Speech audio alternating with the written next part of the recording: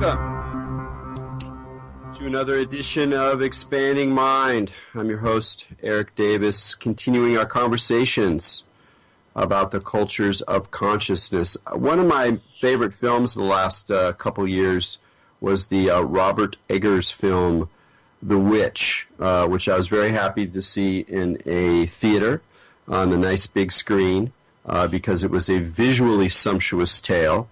And a fascinating exploration of this ancient archetype. So certainly one that goes back to antiquity, as well as the more familiar kind of Renaissance, early modern period, which is when the film was set. And I don't want to talk about it too much, especially if you haven't seen it, but one of the things that really struck me about that film that was very unusual for sort of horror or more art house horror films even, was the way that it combined the psychological dimension, where you could see the way that the individuals who were vexed by these witches were sort of creating this vision in their minds out of their belief systems, their form of Christianity, the fact they were out in the wilderness, they'd been expelled from a Puritan camp in early New England, America. And at the same time, the film gave really rich visual proof that in some level the witches were real. And so it wasn't that they were saying that the witches were real and the people were just happened to have these psychological states of mind, is that there was this connection between how we see the world and how reality presents itself that I thought was really quite sophisticated for a film that I was seeing in a theater. Let's put it that way.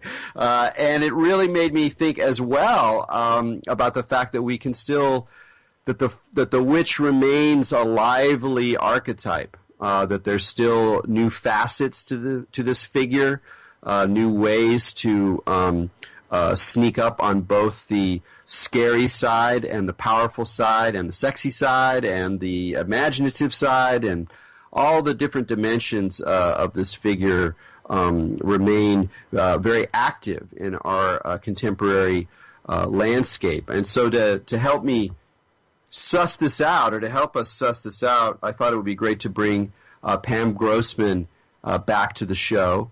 We had Pam on a couple of years ago, and as I'm sure many of you know, she's probably longest known for the person behind Phantasmophile, which is a great blog that deals with esoteric and occult imagery, art, and design. I also know her as someone who co-organizes the Occult Humanities Conference, which I got to attend earlier this year. It already seems like it was years ago. How does that happen? And one of the things that happened alongside that conference was Pam's curated art show, Language of the Birds, Occult and Art, which was at NYU, and was really one of the best occult art shows I've ever seen in terms of combining contemporary visions from folks who are relatively unknown and were working with occult and esoteric inspiration in a variety of not always super obvious ways, which was nice to see. It's really easy to be cartoonish and overly explicit about the occult. So we had these new voices, as it were, visual voices, but alongside a lot of really terrific pieces from well-known folks, including artworks from people whose works I had only seen in reproduction before.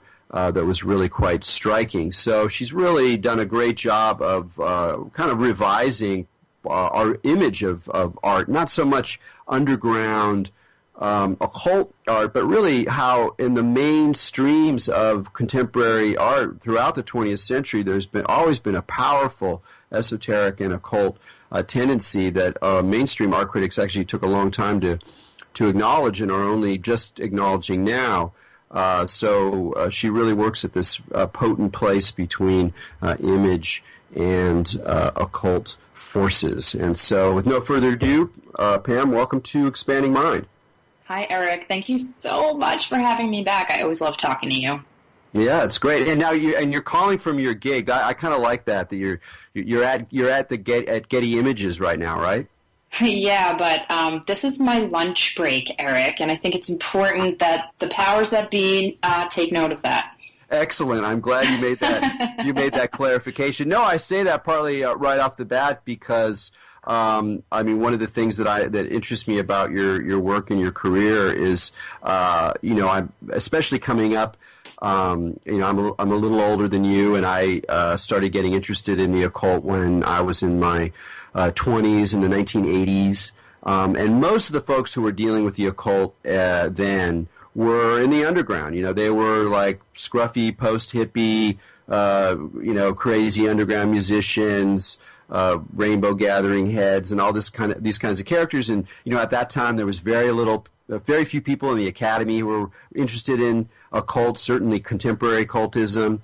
And it's just remarkable to me how much it's changed and how relatively open. More, mainstream isn't really the right word, but different zones of society have become towards the occult. Whether that's the academy, I'm going to an esoteric conference in a few days, and lots of young people there who are studying these things in scholarly contexts, or whether it's a more mainstream society in the sense of people working the work who aren't necessarily identifying themselves with the underground. I'm curious, just even in your life, whether that was always kind of the case. It always seemed like it was not a big deal to work in multiple worlds, or was that something you still had to kind of claim for yourself as you found your way through the professional world as well as the world of media in which you were pursuing your more occult interests? That is actually one of the big questions of my life, and it's been something that I've been navigating for years now. I would love to say that it's all come really, really easily, but in fact, it's something I've given a lot of thought to. How do I integrate all of these different parts of myself? And frankly, I think that's the great question that most of us ask ourselves, whether you're interested in things like the occult and magic, but you also have a day job and a gig that might not be, related to that on the surface at least, or any other interest that might not be necessarily exactly how you're, keeping the lights on and feeding yourself. And what it comes down to for me is a few things. First and foremost, I've never felt like I had to hide who I am or what my interests are. But that said, I'm very conscious of context. So, for my day job, I'm the director of visual trends at Getty Images. I have a pretty public role here, and luckily, a lot of how I keep the lights on is about thinking about images and thinking about the ways in which images are used and how they change consciousness. Now, usually I'm studying, image trends in advertising and in pop culture, but I would argue from kind of a Jungian perspective that it's all, all part of the same sauce, right? It's about how images influence our perspectives and our perceptions. So I'm lucky in that my day job is, there's a lot of overlap there between how I look at the world, the material world, and how I look at the spiritual world. That said, I do have my personal practice and path. I also have all of the creative and personal projects that I do that are blatantly involved with magic and witchcraft and the occult. And that is something that I'm just mindful about the ways in which I talk about those things and to whom. I don't think anybody needs to talk about their spiritual beliefs when they're at their day jobs. In most cases, it's not even appropriate. I don't ask my coworkers what they believe in, and they don't, really ask me. But that said, anybody who knows what I do outside of work, which, again, I don't hide, and I certainly am really proud of, they know what I'm into, and I have a lot of coworkers who come to my events, and they're my friends, and they support what I do, and they're interested in it. But I also do compartmentalize it somewhat. And all of that said, I believe that our beliefs are things that we integrate, and it's who we are. And I'm lucky that a lot of the projects that I work on at Getty Images are in line with my own, moral compass and spiritual North Star. I do a lot of projects around how images can help break down gender stereotypes and show more images of empowered women and girls. And, on the surface, we're talking about stock photography, but I would say it's just the other side of the coin in terms of talking about the divine femininity or witches or any kind of imagery construct that shows that females have worth and agency and power. Well, yeah, speaking of females with worth and agency and power, of course, we started off talking about the witch, and I have a question for you about how you phrase your identity, at least in different contexts, how you language it, which is it's one thing to say, I'm interested in, I'm interested in the occult, or I practice magic. But it's still another thing entirely to say, I am a witch.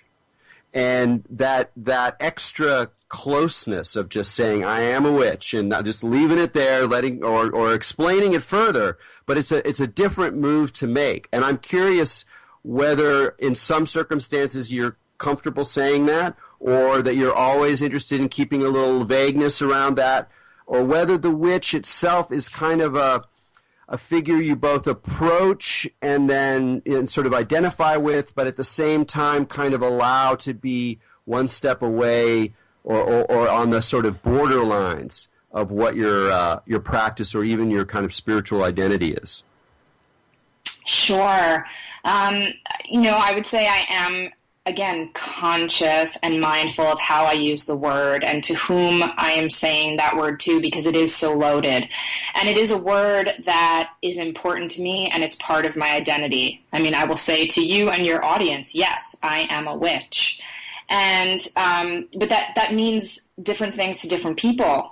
What it means to me is, I'm someone, even though I was raised Jewish, I am a practitioner of ritual and magic. I am pagan, and I also am somebody who believes that it's a word that should be reclaimed, and that there are so many layers to the word. There are a lot of negative associations. There are a lot of positive associations. I would argue that both halves of that make the whole, and that really fascinates me. And so it is a word that I do think of when I think of myself. That said, it's not a word I use when I introduce myself necessarily to people. It sometimes comes up.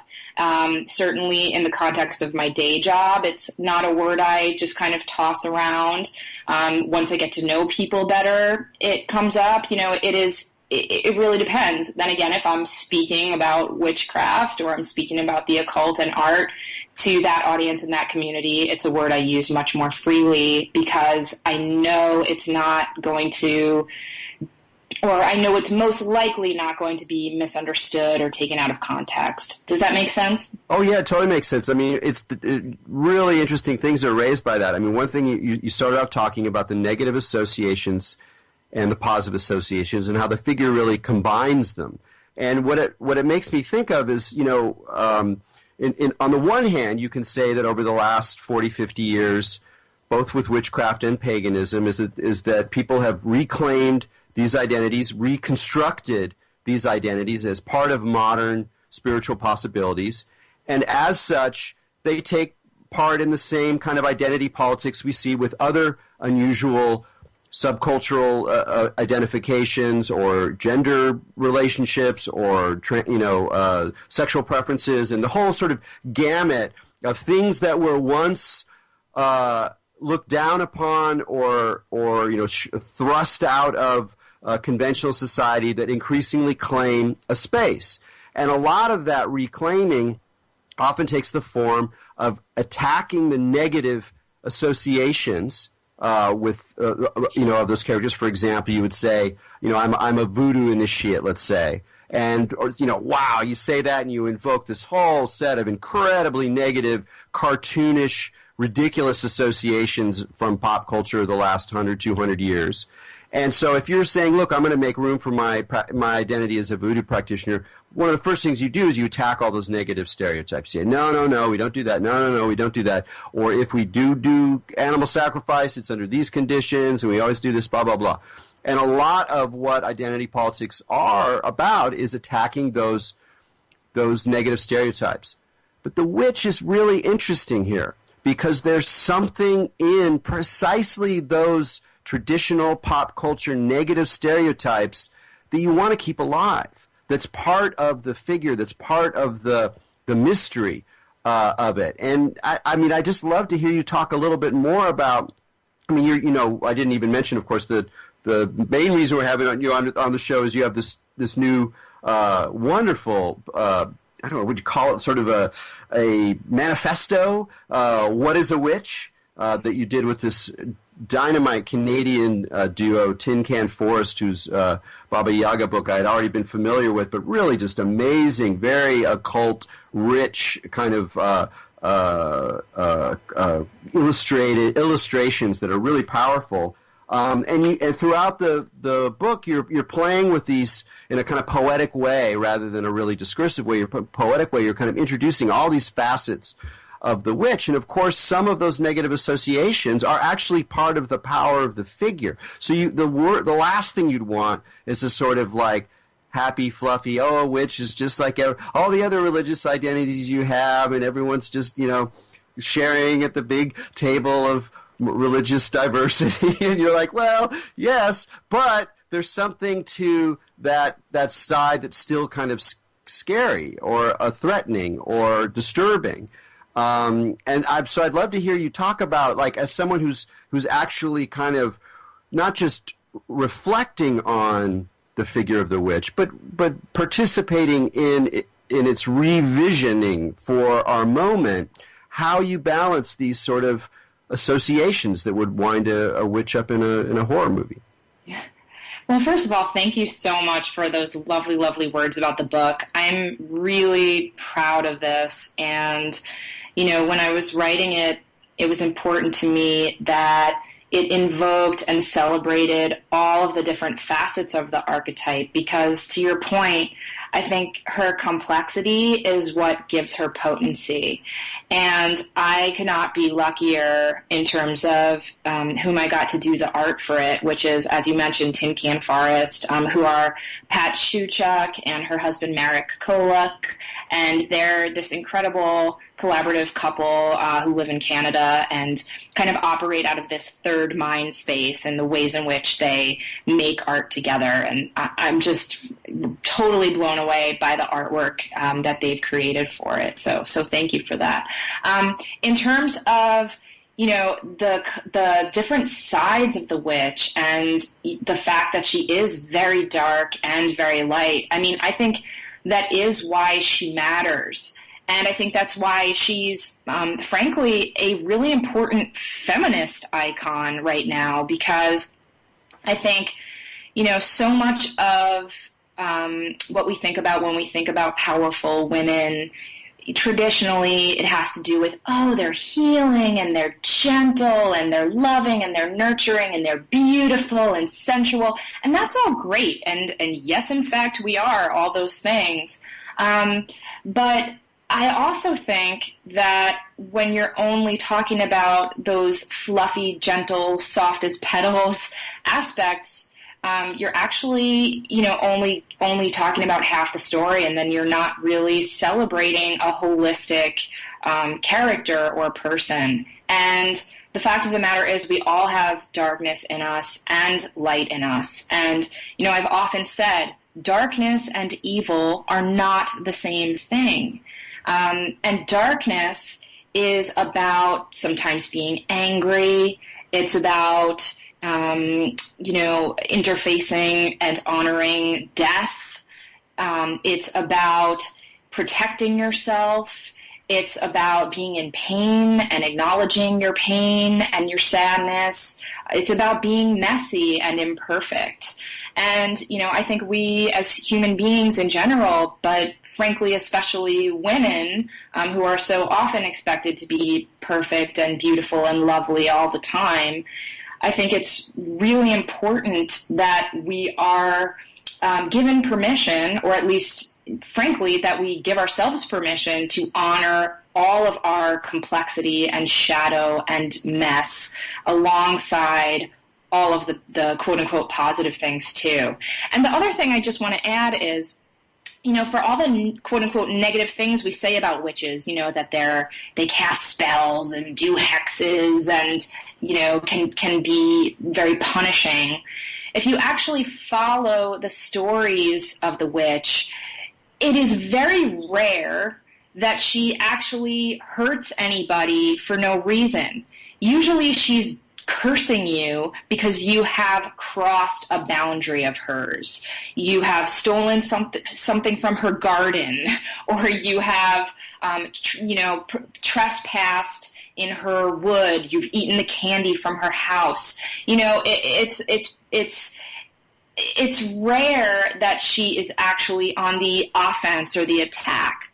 And I think having an icon of a woman who protects herself and, yes, who will bring the hammer down on you if you cross her is a really, really important one. And it's one that I take to heart alongside all of the healing and creative magic that witches are associated with too.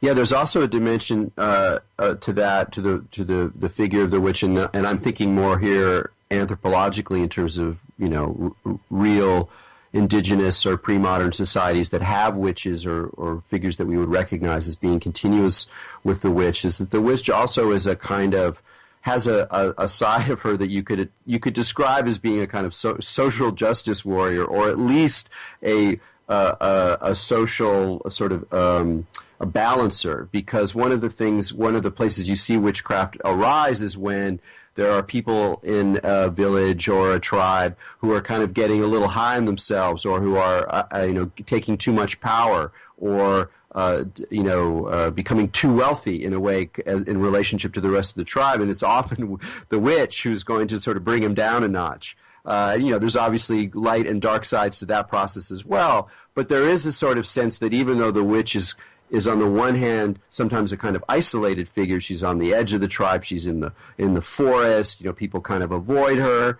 on some level. There's also a way in which she helps maintain the ever elusive social equilibrium. Absolutely. I love that, Erik, because it's really not a beloved job to be a social justice warrior. You are both loved and hated at the same time, and you have to simply do what you think is the right thing to do. And so much of The Witch is about trying to live in that balance and live in that harmony and try to live in line with your highest self, your highest truth, a higher power. And it's not an easy path, that's for sure. Well, yeah, let's talk a little bit more about the feminist side of it. I mean, one research project I had a couple of years ago, I really dove into sort of the origins of the explicitly feminist witch in the post-war world, and how that developed through the 60s and 70s and to today. And it was a wonderful study, because it was very interesting to see how witchcraft as a modern phenomenon begins in the 1940s, 1950s, and there's not too much of that kind of politics going on there. A lot of it is pretty.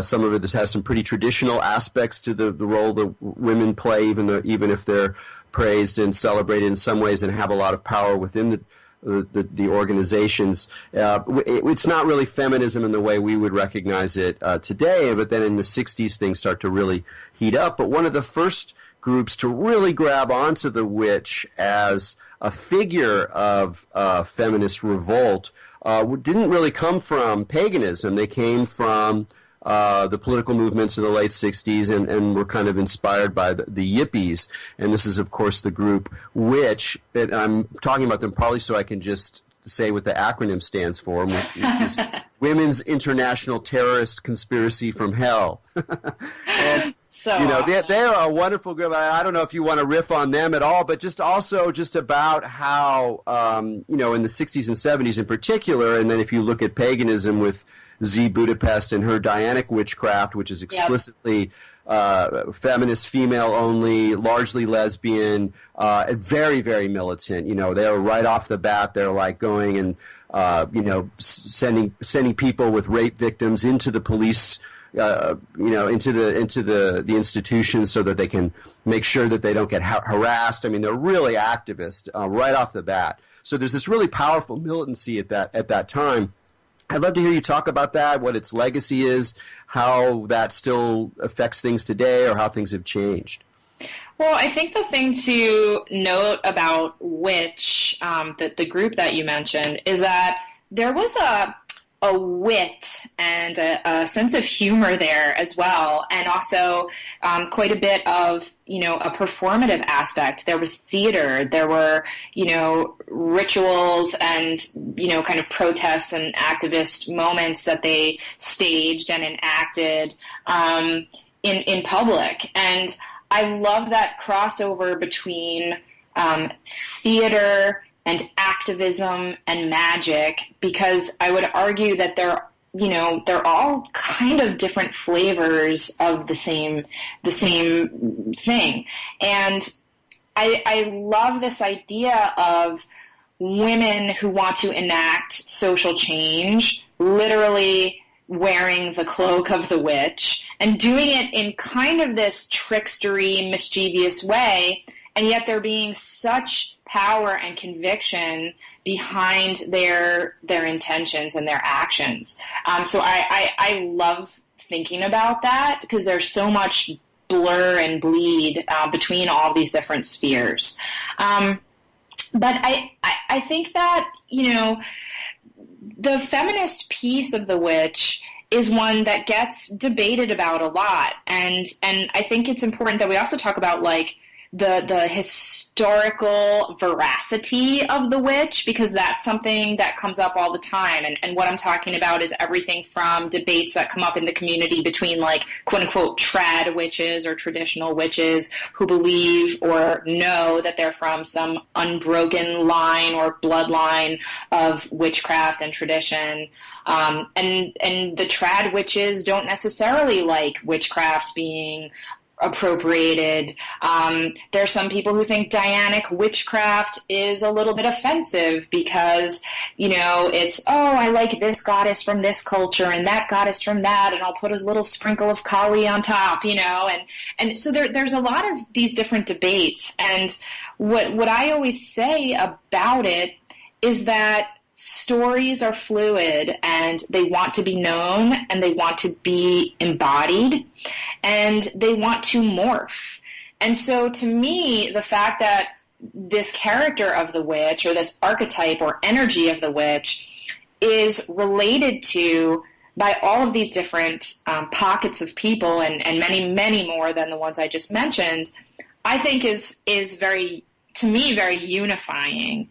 And it gratifies me to see the fact that she is sometimes used in this playful, activist, statement-making way.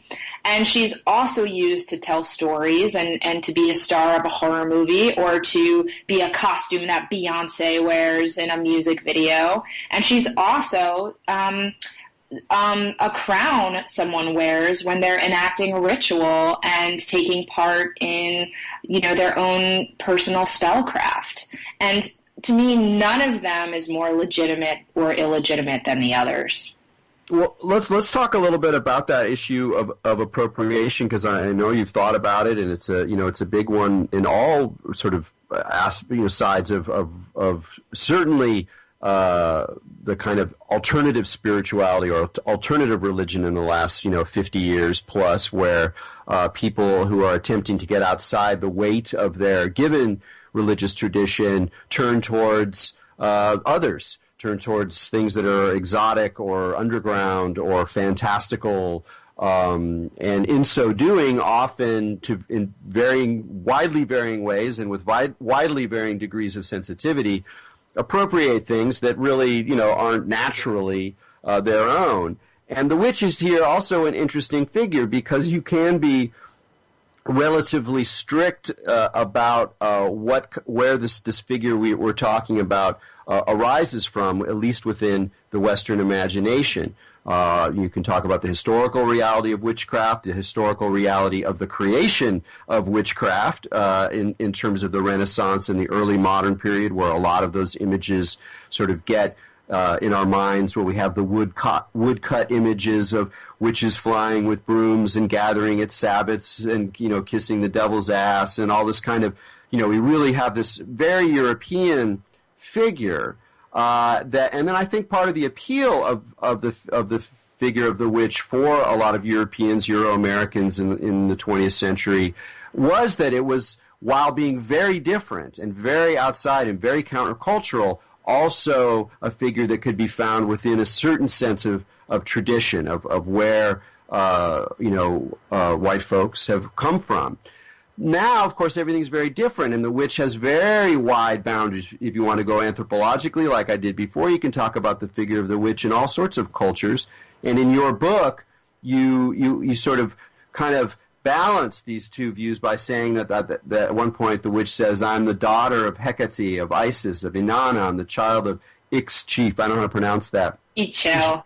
Ixchel, Ji Wangmu, and Caradwin, Kali, etc., etc. So you are kind of showing how this figure opens up into much larger archetypal world of powerful religious or mythological females. How do you kind of skate that difference between a figure that is in some sense kind of deeply European and at the same time transcultural? Sure. So when we're talking about the traditional image of the witch, the one with the pointy hat, the one who rides a broom, that can be traced to really the 15th century. It's the advent of the printing press that, replicated words and images. I mean, I'm thinking about everything from pamphlets and books like The Witch's Hammer or Malleus Maleficarum, and that came out in 1486, and that is the source of the lovely quote, "All witchcraft comes from carnal lust, which in women is insatiable." Who doesn't love that?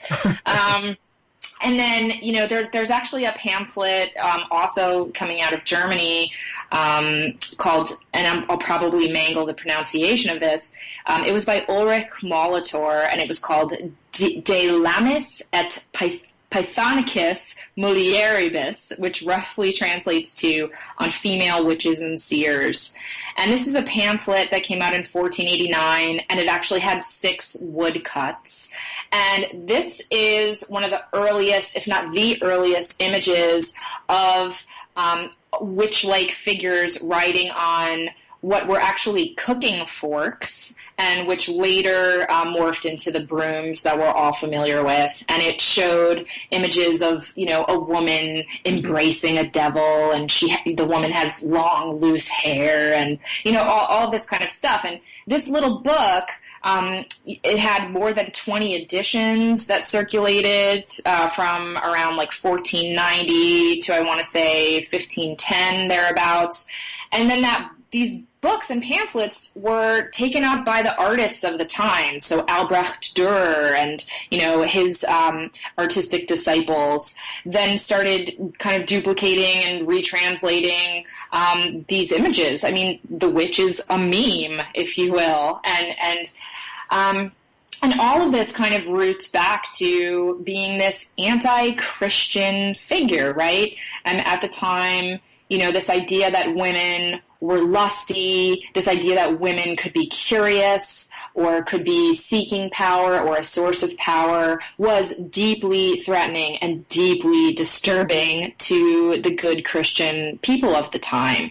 And so, she is very much in line with the devil figure. She's seen copulating with the devil, kissing his ass. She's seen riding backwards on goats and going to sabbats and dancing naked, in front of a fire. And I love this version of the witch, and she's certainly the one that's taken flight, if you'll forgive the turn of phrase. And been made very, very popular, which I love. And, she certainly changed shape many times over the years. But that said, I think it's important to acknowledge that the idea of a magical woman or a liminal woman is one that goes back hundreds and hundreds, if not thousands of years, before the 15th century. There were female priestesses, there were midwives and healers, and of course, the stories and the myths that have been being told about goddesses and female deities with power, some of whom are very angry and very scary, others of whom are very beautiful and kind.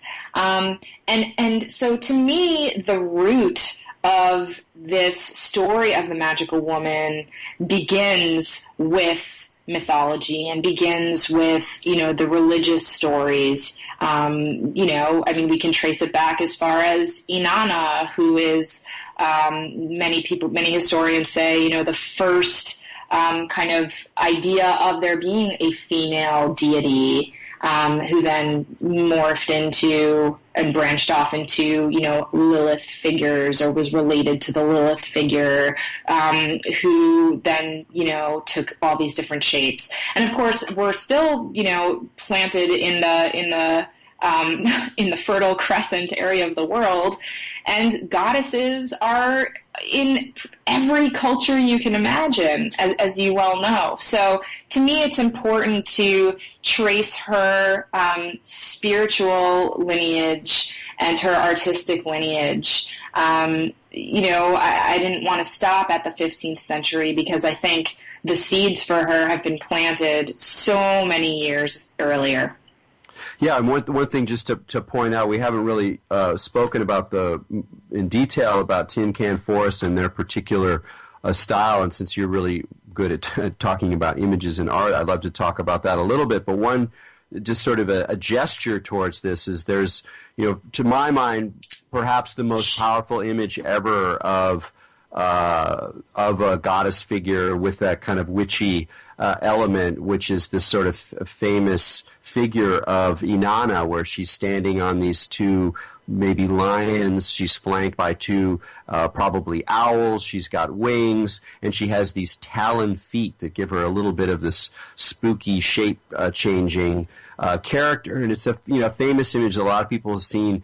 But the Tin Can Forest, they kind of play with this image and sort of update it and change it in different images in the book as a way of kind of talking about. So, for example, in one image, she's got the classic conical hat instead of the peculiar headdress that she wears in the Sumerian glyph.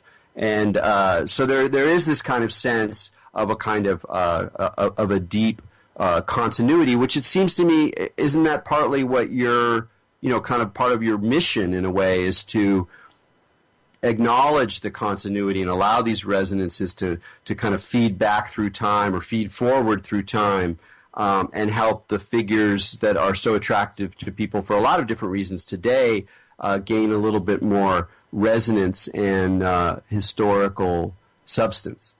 That's a really beautiful and insightful way of putting it, for sure. And one of the things I was so thrilled about when I saw the images for the book is how Tin Can Forest, they just got it. I mean, they immediately understood that I was trying to show, the elasticity of this archetype, and they then were able to show the echoes of her, of this magical, complicated, powerful woman, by also riffing on those different images in just the way you said.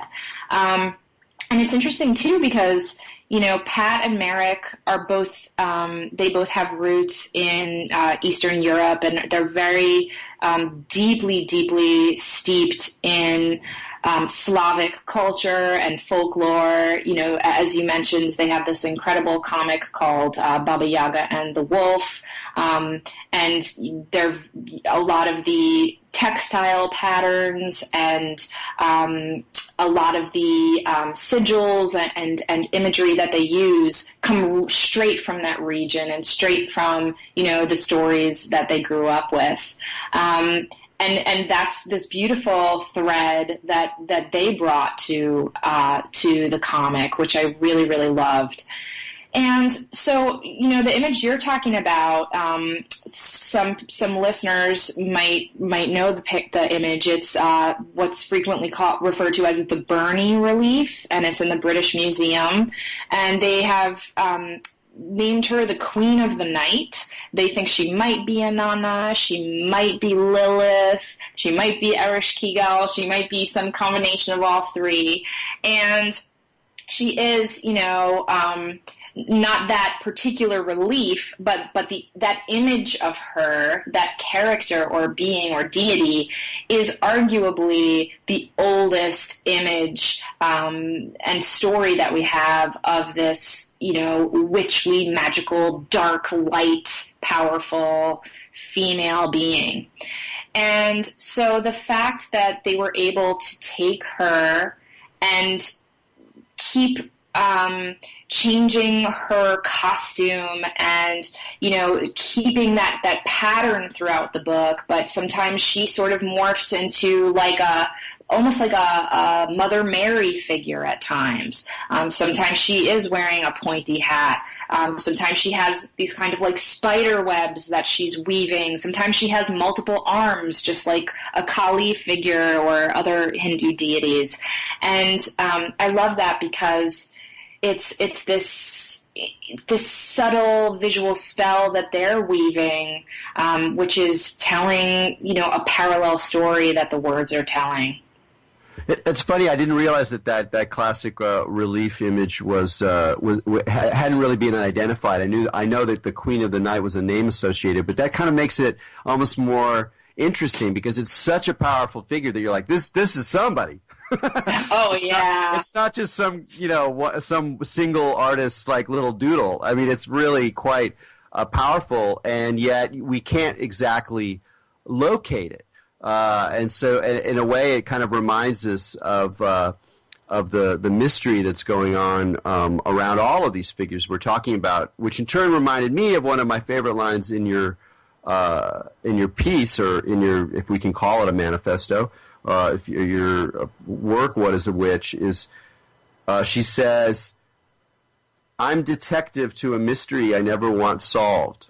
And that really got me because it reminded me, I guess, as my part of my own life as a researcher, how, you know, on the one hand I go, what do I think I'm going to get when I keep studying, and I study history and I study philosophy and study iconography, and, like, you know, really thinking hard about how do we think about these mysteries, and yet in a way I don't really want to know the answer because it's something that continually unfolds. So it's sort of absurd in a way, but it's also kind of beautiful. I think it says something about, you know, the detective is a very modern figure. You know, the detective is not an ancient or pre-modern figure. The detective is a 19th, 20th century archetype, and it's sort of an archetype of reason, of rationality, of being able to put together clues and to come up with a coherent story that really says something very true and very concrete about the world. And in some way, that's part of the work that you do as a writer, as a thinker, as a teacher, as someone who writes copy on the sides of these images in curated art shows, et cetera, et cetera. But on the other hand, you know, there's some way in which that too, it gets swallowed up by the mystery. And however much we study this marvelous relief in the British Museum and understand its composition, yada yada, there's still this kind of unknown that weaves through the story. So I'm kind of curious, just for you, how you feel when you're balancing the sort of fundamental mystery and the continued work of reflection, of thinking, of writing, of researching, of historical work? I find the tension to be just delicious. I really do. And, it's interesting because most of the academics and scholars and artists that I know who, have rigorous study and research that goes into their work, they're also more often than not practitioners. And I think that's lovely, because I think seekers are just the best people, people who are curious and who want to learn and who want to, follow this path of scholarship and study. They're just interesting people who are looking for meaning in their lives. And that's my favorite kind of person to be around.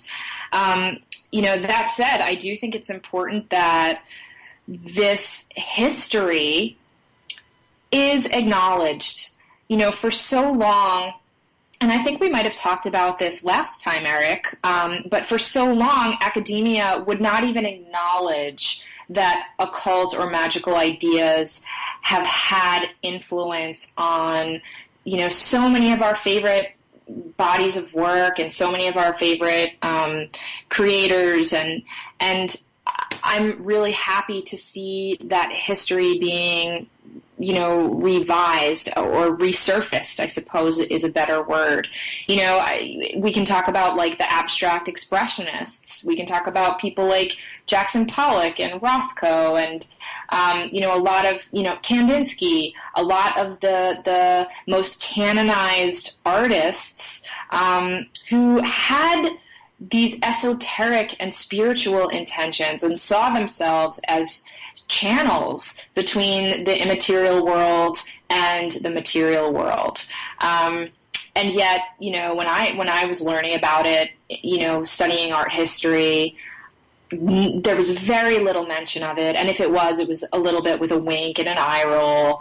And so I'm really, really happy to see the influence of these magical ideas and of magical history in general be acknowledged. And I really, really think it's important to legitimize that path of study and to see, universities around the world start to embrace this and start to come up with new fields of study that one can endeavor to go down. So I think that's wonderful.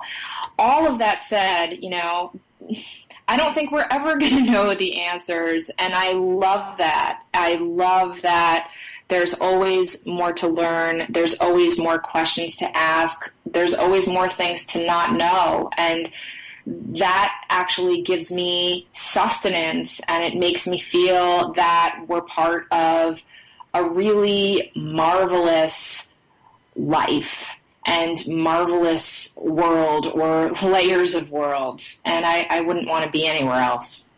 Yeah, I mean, it's a fascinating time in terms of the scholarship and the shifts in historical memory and the availability of these counter-narratives for so many sides of society, even in academia, which is like one of the most secular parts of the contemporary world. So even if a lot of the scholars are walking that line of, they're not trying to make value characterizations, the fact that this material is out there, I think, is really significant, and it really reflects something much broader, which is that in a lot of ways the esoteric isn't esoteric anymore. It's exoteric. If you're just with a little bit of curiosity, you can find most anything you want online or in the bookstore. I mean, the amount of previously hidden or unknown material that is available now, and not just available, but sort of celebrated, used as part of popular culture, where you have esoteric icons or sigils that make their way onto T-shirts when the people who are designing them don't even know what they necessarily mean, that all of these powerful occult images and icons are now part of this sort of postmodern mix of free-floating signifiers out of which we try to make some kind of meaning or have fun or just make something groovy happen. And so that raises this other kind of issue, which is that, I'm not really sure what the best metaphor to use, dilution or a sort of a kind of a loss of the aura, or a sort of dissolution of the power of the underground or the esoteric or the unknown, in the sense of being not something you're going to find out about in class. How do you see that happening now? I mean, because I know that some, we've talked about this as well, that some practitioners feel that there is this sort of danger of loss of the power of some of these things as they become part of mainstream culture. Is that a concern you share, or do you think that that's a wrong way to think about it? It's a concern that I understand, but I truly, truly, truly know, if I know anything, it's that there is plenty of mystery left. And I think, people who are a little bit miserly about secrets, so to speak, secrets, I think that there's a lack of imagination there. This knowledge is for everybody, but it also is so individual and so intensely personal that even if you learn many codes or many languages or many symbols, you can't know magic unless you do it. And if you do magic, you know that there are things that are just so ineffable and that transcend language, that one experiences, that I really don't believe that suddenly, the secret recipes have been revealed, and so, there's some kind of threat to mystery. I absolutely don't believe that. I also think there's always been this back and forth between how much do we share and how much do we keep for ourselves, or how much do we just keep for this select group versus how much the public knows. It makes me think of that line from the Lou Welch poem Theology that goes, "Guard the mysteries, constantly reveal them." And I just love that, and I suppose that's how I feel. Certainly, I'm protective of my own practice because it's very personal and it's very private. On the other hand, I think that these symbols and this knowledge wants to be known. And if you want to know it, then more power to you. I believe that this is for everyone. And you know what? Some people are going to be interested in this because it's trendy right now, and then they're going to toss it off and they'll move on. And that's fine. That's how trends work. Other people are going to discover an image somewhere, and then it's going to, lead them down this incredible path of meaning and insights. And that's wonderful. And I would never want to keep anybody from opening that gate. Yeah, I think it's all. It's also reflective of much larger shifts and changes in our society as we change what privacy means, as we change what secrets mean.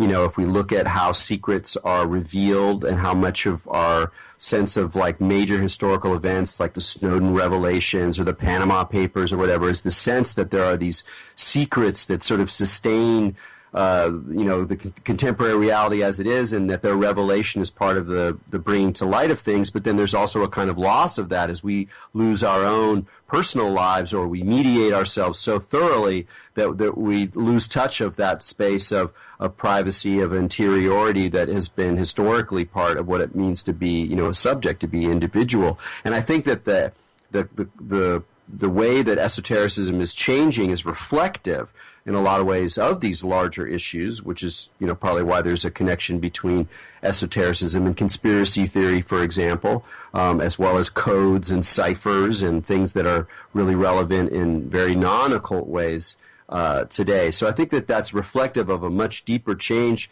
that we're going through, and I love that Lou Welch quote. I've forgotten it. I remember reading that long ago, but I've forgotten it, and I think it also points to that there is a power as well in the giving away of secrets, that we want to think that the power is in holding them, but it's also in watching yourself desire to hold on to the secret, to be miserly about it, and then let it go. Absolutely. And, just on a final note, I would say that personal practice is so important, but the deeper I get into this world, the more I realize the magic and art and meaning that can happen in collaboration and in community. So I'm thrilled that my path, for example, has led me to Tin Can Forest and led me to you and led me to all these amazing people that I've been fortunate enough to collaborate with and make more art and magic in the world happen together. Well, that's a wonderful place to wind up. So, Pam, thanks so much for joining us again on Expanding Mind. Thanks for having me, Erik. Absolutely. And just once again, Pam's new book is What is a Witch? Done with Tin Can Forest. Highly recommended. It's very, very beautiful. And you can find out more about her on pamgrossman.com. And just a reminder that there's a big backlog of Expanding Minds now. I think we have definitely well over 250.